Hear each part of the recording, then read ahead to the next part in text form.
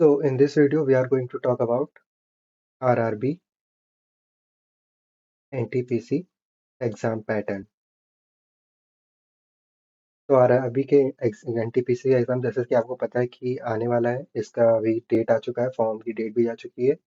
20 date जा चुकी थी, इसका एक्सटेंड हो गया डेट 27 तक। तो आरआरबी एनटीपीसी का आज हम बात करेंगे क्या, हम अपना सिलेबस ओवरऑल इसका एग्जाम का एनालिसिस करेंगे। तो सबसे पहले आते हैं सेक्शन की बात करेंगे, कौन कौन से सेक्शंस पूछे जाते हैं और अटेम्प्ट्स आपके कितने होने चाहिए उस पर सेक्शन में। तो यहाँ पे हम अटेम्प्ट्स की बात करेंगे। अटेम्प्ट का सिंपल मीनिंग है कितने क्वेश्चन आपको करके आने हैं। उसके बाद लेवल पे भी बात करेंगे, किसका लेवल क्या होगा एग्जाम का और इस पर्टिकुलर सेक्शन का। तो सबसे पहले आता है हमारा मैथमेटिक्स। यहाँ पे हम मैथ लिख लेते हैं। इसका अगर आपको अटेम्प्ट की बात करूँ तो यहाँ पे आपको 24 to 26 अटेम्प्ट करके आने चाहिए एग्जाम को क्रैक करने के लिए। और इसका लेवल क्या होता है, इजी टू मॉडरेट इसका लेवल रहता है।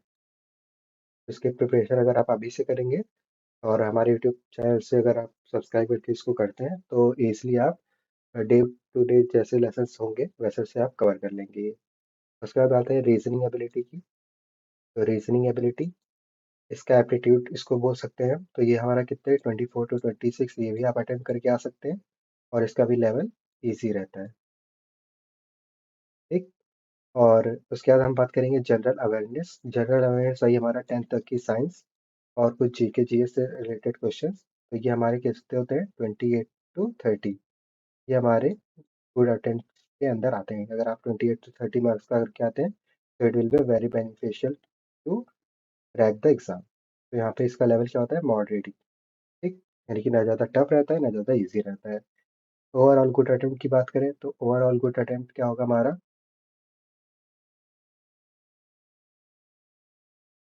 ओवरऑल गुड अटेम्प्ट आपका होता है टोटल 74 to 78 क्वेश्चंस आपको करके आने हैं इन पर्टिकुलर तीनों सेक्शंस का मिलाकर। तो ये इजी टू मॉडरेट आप मान के चल सकते हैं कि आपको इस लेवल की तैयारी करनी है। और इस लेवल की तैयारी करना बहुत ही मुश्किल नहीं है, आपको बस डेली प्रैक्टिस चाहिए, जो कि हम प्रोवाइड करेंगे इस पर्टिकुलर चैनल पे जिसका नाम है जरुण प्रकाश सोनी और यूट्यूब पे अवेलेबल होगा।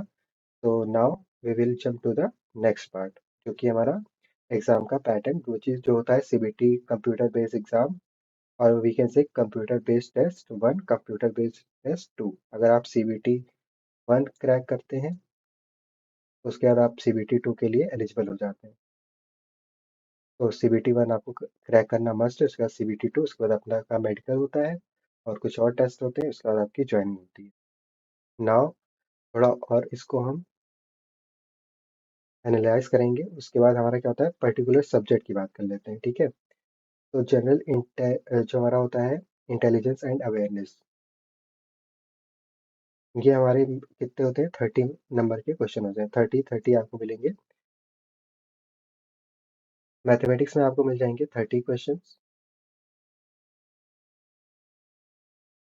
ओके। आरए में आपको मिल जाएगा, रीजनिंग की बात करें तो इसमें भी आपको मिल जाएंगे 30 क्वेश्चन, 1 नंबर का एक क्वेश्चन होगा। और जनरल अवेयरनेस की बात करूँ तो यहाँ पे आपको 40 मार्क्स का क्वेश्चन पेपर ये रहेगा। ठीक। अभी सीबीटी वन पे बात करेंगे। सीबीटी टू जब भी आप सीबीटी वन क्रैक कर लेंगे उसके बाद सीबीटी टू की तैयारी भी हम इसी पे कराएंगे। तो सीबीटी टू का भी सिंपल रहता है, बस उसमें क्वेश्चन का पैटर्न क्या जाता है, जीए भी रहता है उसमें और जनरल अवेयरनेस भी रहती है। ठीक है। और बात करें इसका मैथ्स, तो ये मैथ्स में हमारा रहता है उसमें 35 मार्क्स का। ठीक। अभी ये हो गया हमारा पर्टिकुलर क्वेश्चन। और आप अगर मैं बात करूँ तो रीजनिंग एबिलिटी और जनरल अवेयरनेस ये दोनों कंबाइन हम बोल सकते हैं इसको, कि आपको इन दोनों का तैयारी क्या करना है, मॉडरेट लेवल की करनी है। इसलिए आप इसको कंबाइन जनरल अवेयरनेस और रीजनिंग को मॉडरेट तरीके से पढ़िएगा, तब जाके आप इसी लेवल के अच्छे से क्वेश्चन कर पाएंगे। सो इसको ध्यान में रख के आपको प्रिपरेशन करनी है। Now if you talk about general awareness की कहाँ कहाँ से कैसे कैसे क्वेश्चन पूछे जाएंगे, तो जनरल अवेयरनेस से पहली बात करेंगे हम। तो बात करें अगर जनरल अवेयरनेस की तो यहाँ पे हमारा हिस्ट्री पूछा जाएगा। हिस्ट्री में से आपके क्वेश्चंस आएंगे। ज्योग्राफी, पॉलिटी, स्टैटिक्स, जीके, यानी कि जो स्टैट्स से बेस्ड जीके रहते हैं वो, और करंट अफेयर्स, साइंस, इन सबको मिला के आपको नंबर ऑफ क्वेश्चंस कितने मिलेंगे? 40 क्वेश्चंस मिलेंगे, ठीक है। उसमें से अटेम्प्ट मैंने कितने बताए? 24 to 28 के बीच में आपको अटेम्प्ट करके आने इसमें से, ठीक है। अभी बात करते हैं मैथमेटिक्स की। तो मैथमेटिक्स की अगर हम बात करें तो इसमें आपका रेशियो आ जाता है। ये सारे मैंने ऑलरेडी वीडियो में इस पर्टिकुलर चैनल पे करा रखे हैं, तो आप वहाँ से प्रिपरेशन कर सकते हैं, बट अभी हम इसको फिर से लॉन्च करेंगे तो वहाँ से आप अपना प्रिपरेशन स्टार्ट कर सकते हैं। तो यहाँ पे रेशियो आएगा, एवरेज एंड परसेंटेज आएगा। इसको आप नोट्स बनाकर रख सकते हैं, जिससे कि आपको हेल्पफुल होगा प्रिपरेशन में। आपको ज़्यादा इधर उधर दौड़ने की जरूरत नहीं पड़ेगी, आप अपना करते चले जाएंगे स्टेप बाय स्टेप। अभी बात करें इसके बाद नंबर सिस्टम हमारा आएगा। नंबर सिस्टम के बाद हमारा सिंप्लीफिकेशन,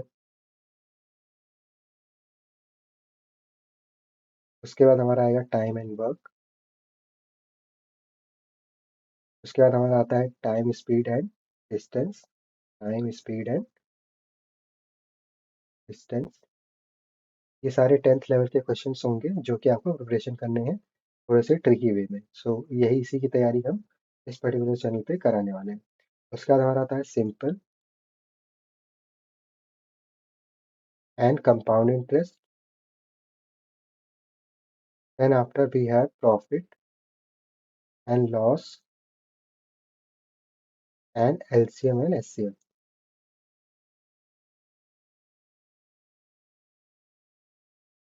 उसके बाद हमारा आता है जियोमेट्री, उसके बाद हमारा आता है ट्रिग्नोमेट्री, देन आता है हमारा मेंसुरेशन। और ये टोटल हमारे कितने क्वेश्चन होंगे? 30 क्वेश्चन होंगे, जिसमें से आपको 24 to 26 मार्क्स अटेंड करके आना है। और इसकी बात करें तो ये सारा क्या होगा आपका? इजी लेवल का होगा, ज़्यादा टफ नहीं आएगा। Now if you talk about general intelligence and reasoning, जिसको हम जीए बोलते हैं, तो अगर मैं जीए की बात करूँ तो यहाँ पे आपको कैसे प्रिपरेशन करनी है, इसको आपको, ये भी एग्जाम हमारा क्या होगा? इसी टाइप का क्वेश्चन होगा, बिकॉज CBT 1 आपका इजी आएगा, CBT 2 थोड़ा मॉडरेट टाइप का आ सकता है, ठीक है। तो CBT 1 में इजी रहेगा सब कुछ। तो यहाँ पे टॉपिक्स में बता देता हूँ। टॉपिक्स हमारे क्या होंगे?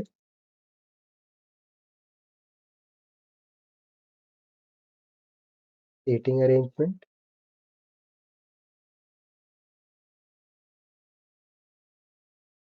आप इसको नोट्स करते जाइए। सीटिंग अरेंजमेंट, देन आता है ऑड वन आउट,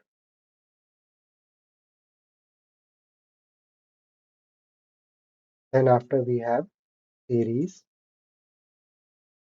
सीरीज के बाद हमारा आता है statement and conclusion,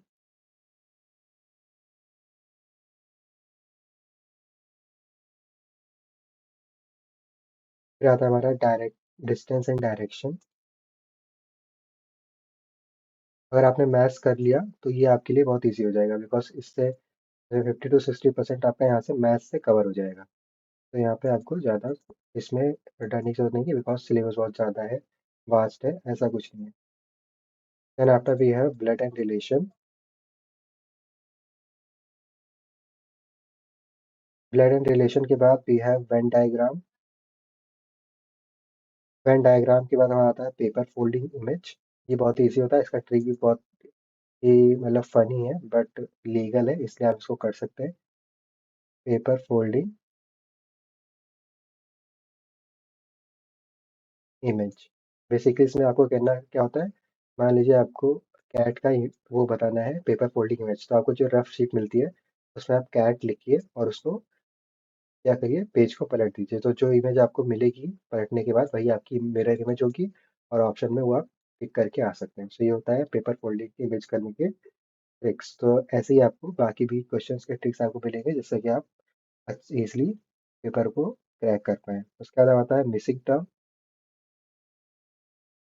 paper folding के बाद आपको मिसिंग टर्म का टॉपिक कवर करना है।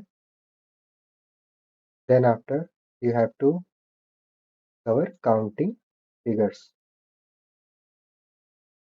इसमें आपको बताना होगा कितने इसमें ट्रायंगल है पर्टिकुलर